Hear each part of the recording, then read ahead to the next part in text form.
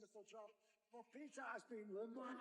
You need all different types of individuals. You can't have all the same personalities. It would never work. But you need a different type. And just hear the noise in the stadium now. For what he's actually done, for what he gives, and for the coaching, the training methods, I think every one of those players had gone, we'll have Pep.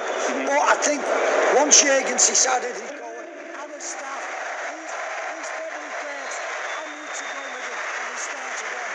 Starts afresh. Yeah, there's only one more man waiting in that tunnel, Ray.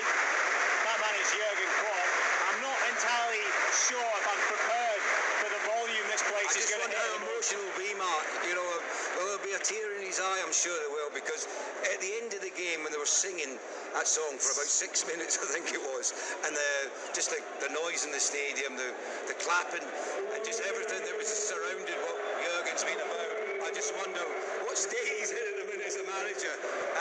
He's not shown much emotion so far. Phil said there's one or two occasions